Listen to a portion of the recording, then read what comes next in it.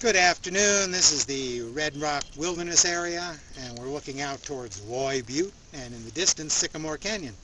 And I'm going to break here to talk a little anime. The Royal Space Force.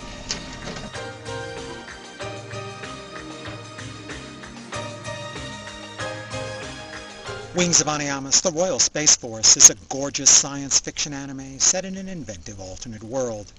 Shiro is an underachiever, a man who had some dreams once upon a time, but didn't work hard enough to achieve them.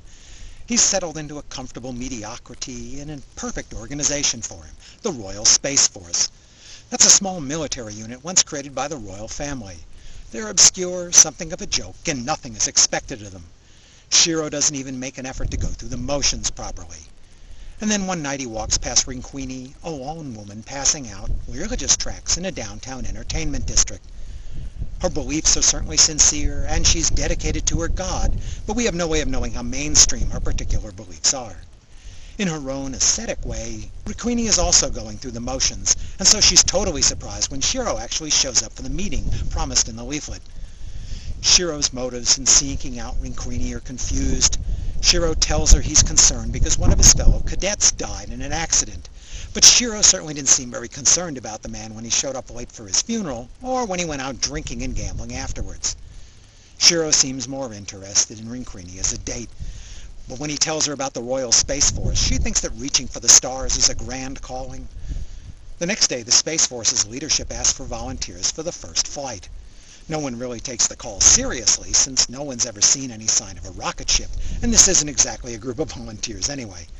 But inspired by Rinquini, Shiro volunteers, much to the disbelief of his friends, superiors, and fellows.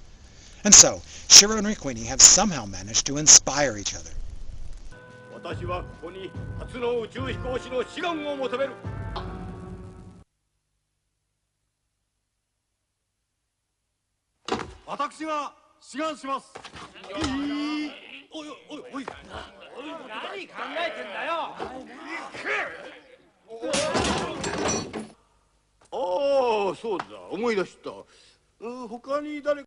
Shiro will now embark on a more serious life and take his training regimen seriously. And he'll get to see the factory where the old men have been secretly designing and building a rocket that they hope will send him into space, if it doesn't blow up.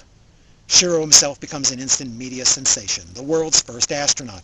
But with that fame comes questions. Does Shiro think all the money spent on launching him into space is well spent, given the poverty around him? These are questions of priority Shiro has never considered, and he has no answers for them, beyond the blather the publicist whispers in his ear. He can hardly admit it's all to present as a woman. それじゃあ大佐には宇宙の英雄としての使命ってやつを一つ。使命？それじゃあ軍備の拡張についてどう思う？ミグレーシャとの汚職問題は否定する？あんた何も知らないのね。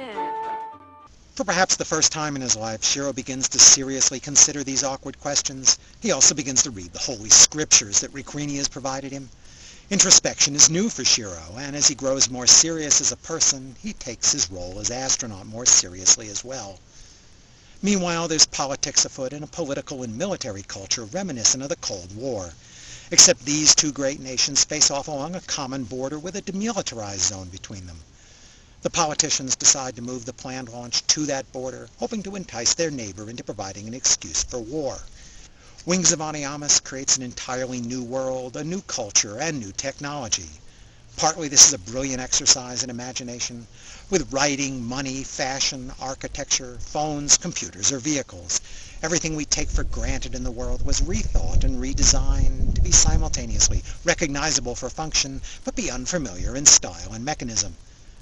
There are new rituals for conducting funerals, strange new games to play, and exotic foods and drink.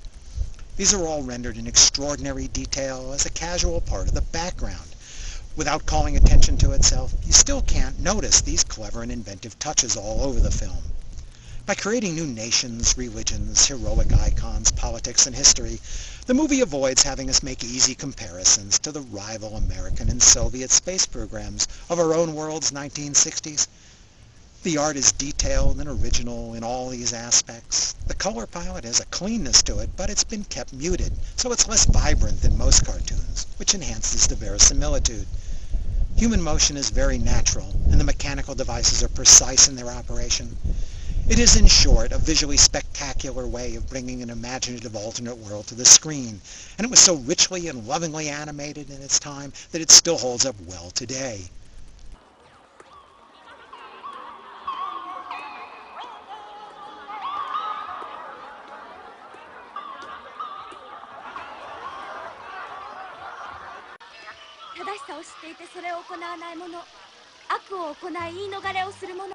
Wings was created by Hiroyuki Yamaga, who wrote the original story, as well as the screenplay he then directed. The group he assembled to create the film became the core of Studio Gainax. The group originally created a 4-minute promo for the project, set to Wagner's Meistersinger to get financial backing for the whole 2-hour movie. That demo video can be found on the Laserdisc or DVD. Because they were all from outside established anime circles, they broke a lot of anime conventions. Wings used illustrators such as Nobuyuki Onishi rather than animators to provide some still artwork. It selected voice talent such as Leo Morimoto from live drama, and it even brought in a real TV newsreader to record the fake newsreel voiceovers. And it hired composer Orichi Sakamoto, who'd won an Oscar for composing the soundtrack to Bernardo Bertolucci's The Last Emperor. He scored a unique and exotic collection of music for the soundtrack that adds much to the otherworldly mood of the film. Some comparison to scenes from the Right Stuff movie adaptation of Tom Wolfe's book is inevitable too. However, the Right Stuff took a lot of these scenes from historical newsreels and actual NASA films, which are also reflected in the animators' research. Though I noticed they took a lot of their rocket designs more from the Russian space program than from the US Mercury launches.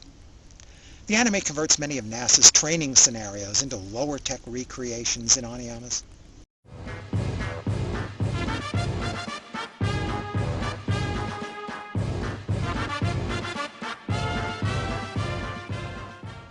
To my mind, this is still Gainax's best work, a story of believable people in a dazzlingly creative setting, with animation that still holds up well 25 years later.